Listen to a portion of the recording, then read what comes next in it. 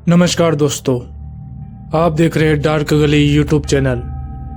आज की कहानी में आगे बढ़ने से पहले खौफनाक और डरावनी कहानियां सुनने के लिए चैनल को अभी सब्सक्राइब करें। आज की कहानी हमें भेजी है प्रशांत ने।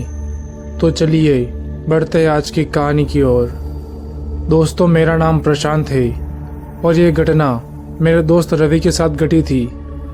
मेरा दोस्त रवि पूरी तरह से एक नास्तिक था और ना ही भगवान को मानता था और ना ही भूत प्रेत और आत्माओं को। रवि अक्सर भूत प्रेत और आत्माओं का मजाक उड़ाया करता था।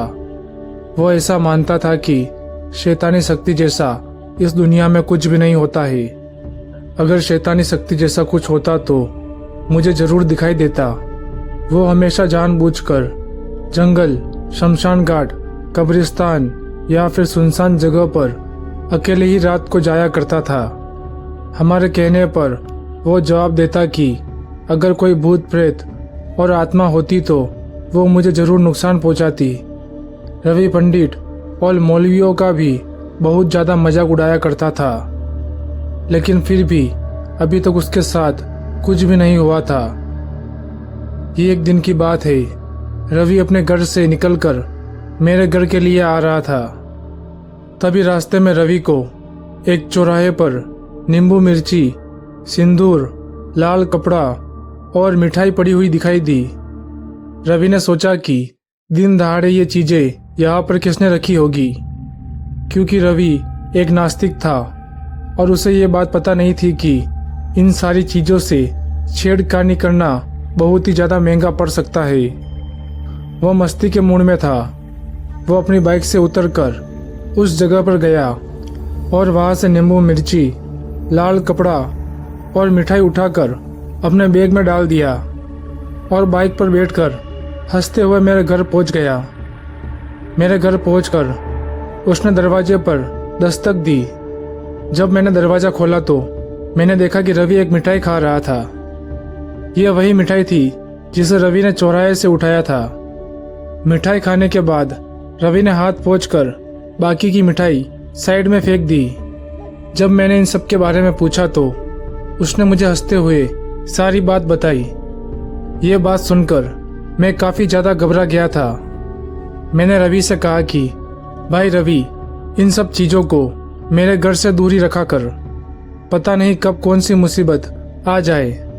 फिर रात होते ही रवि फिर से अपने घर चला गया और फिर थोड़ी देर बाद मुझे रवि का कॉल आया और रवि ने मुझे बताया कि जैसे जैसे रात हो रही है उसका सिर धीरे धीरे भारी होता जा रहा है। उसने कॉल पर रोते हुए मुझसे कहा कि भाई, मेरा सिर फटा जा रहा है, समझ ही नहीं आ रहा है कि मैं क्या करूं। तो मैंने उससे कहा कि भाई रवि, तू दवाई ले ले, उससे जल्दी तेरा सिर दर्द एकदम ठीक हो जाएगा। इस पर रवि ने मुझसे कहा कि भाई, मैं सारी दवाइयाँ ले चुका हूँ, लेकिन कोई भी दवाई अपना काम नहीं कर रही है। उसके इतना कहते ही मेरी समझ में आ गया था कि हो ना हो ये जरूर रवि के उस मिठाई खाने पर हुआ है। फिर मैंने रवि से कहा कि तू घर के बाहर तैयार रहे, मैं तुझे लेने आ रहा हूँ। मैंने अपनी बाइक निकाली और रवि के घर पहुँच गया। मेरे वहाँ पर पहुँचते ही रवि मेरे पास आया और रोते हुए कहने लगा कि भाई, जल्दी से कुछ कर, नहीं तो इस दर्द की वजह से मैं मर जाऊंगा। मैंने उससे पूछा कि क्या तूने तेरी मम्मी पापा को सुबह की मिठाई वाली बात बताई या फिर नहीं। तो रवि ने ना में अपना सिर हिला दिया। मैं समझ चुका था कि इस मुसीबत से हमें कोई तंत्र मंत्र वाला ही बाहर निकाल सकता है। मैं तुरंत ही रवि को लेकर एक तांत्रिक के पास चला गया। वो तांत्रिक शमशान के पास ही रहता था।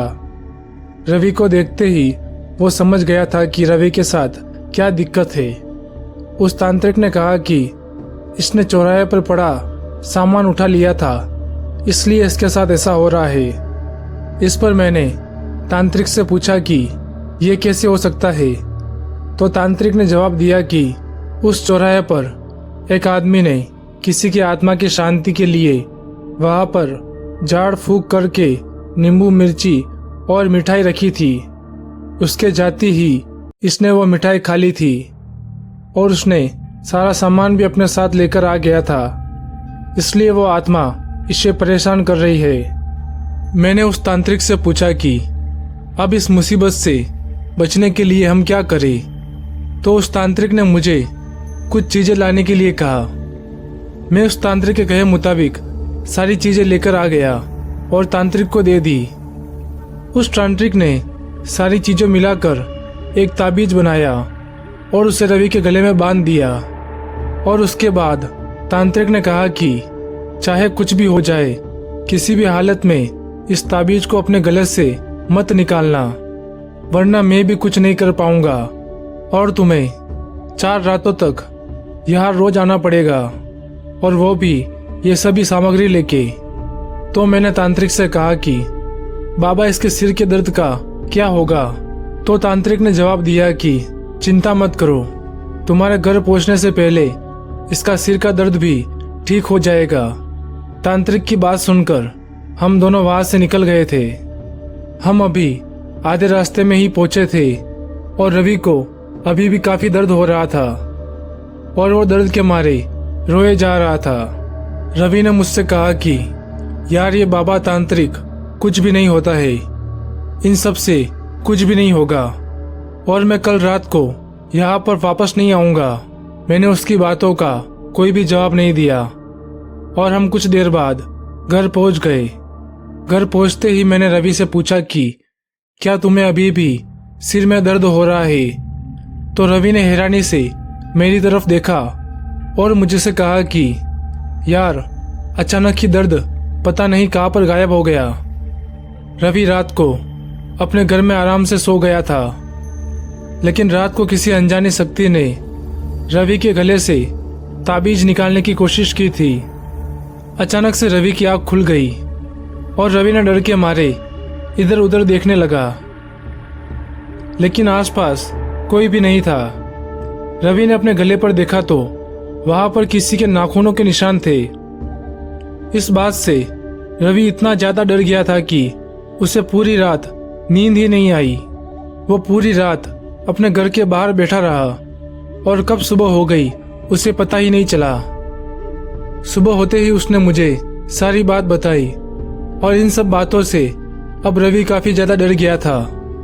हम दोनों अब रात होने का इंतजार करने लगे ताकि हम उस तांत्रिक के पास वापस चले जाए। रात होते ही हम दोनों उस तांत्रिक के पास पहुंच गए। हमें देखते ही उस तांत्रिक ने कहा कि क्या तुम सभी सामग्री लाए हो? हमने हाँ में अपना सिर हिला दिया। फिर मैंने सामान से भरी पोटली उनको दे दी। इससे पहले हम कुछ बोलते तभी उस तांत्रिक ने हमसे कहा कि मैं जानता हूं कि रात को उस आत्मा ने तुम पर हमला किया था और तुम्हारे गले से ताबीज निकालने की भी कोशिश की थी, लेकिन तुम होशियार रहना, इस ताबीज को किसी भी कीमत पर अपने गले से अलग मत होने देना। इतना बोलते ही उन्होंने कुछ मंत्र पढ़े और हमें वापस कल आने के लिए बोल दिया। हम वापस अपने घर की तरफ आने लगे। रास्ते में रवि काफी डरा हुआ था और वो आज रात मेरे घर मेरे साथ सोने की जिद करने लगा। मैं उसकी ये बात मान गया और उसे मैंने अपने कमरे में सुला दिया। उसके चेहरे पर मुझे डर साफ साफ दिखाई दे रहा था। फिर रात को कब हमें नींद आ गई हमें पता ही नहीं चला।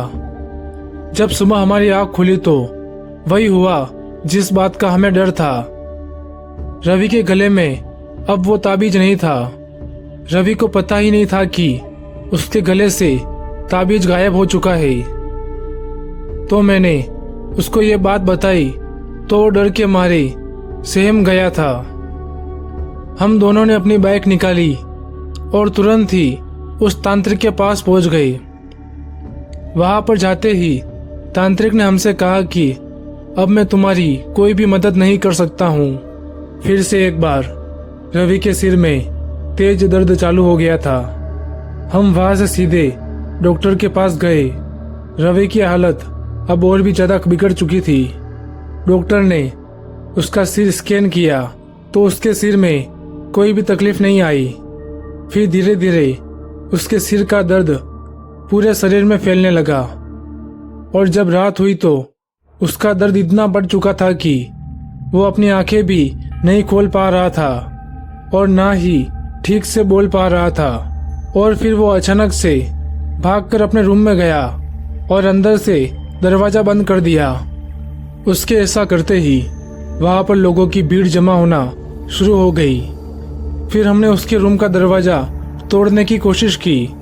जैसे ही हमने दरवाजा तोड़ा, हमने देखा कि रवि अपने आप को फांसी लगा रहा था। वो अभी तड़प ही रहा था। तभी मैंने जाकर रवि को पकड़ लिया और बाकी के लोगों ने रवि के गले में से उस फांसी के फंदे को निकाला, लेकिन अब तक काफी देर हो चुकी थी। रवि हमारी आंखों के सामने तड़प तड़प कर मर गया। लोग आज भी रवि के बारे में अलग अलग बातें करते हैं कि रवि ने खुद ही अपने आप को फांसी लगा ली थी और कुछ कहते हैं कि उस आत्मा ने रवि के शरीर में घुसकर उससे ये सब करवा लिया था। उस दिन के बाद मुझे ये बात पता चल गई थी कि आप किसी चीज में विश्वास करो या ना करो, लेकिन आपको हमेशा ऐसी चीजों से दूर रहना चाहिए, वरना उसका अंजाम काफी खौफनाक हो सकता है। तो दोस्तों, आज की कहानी में बस इतना ही। अगर ये कहानी आपको अच्छी लगी हो तो वीडियो को लाइक करें और चैनल को अभी सब्सक्राइब करें।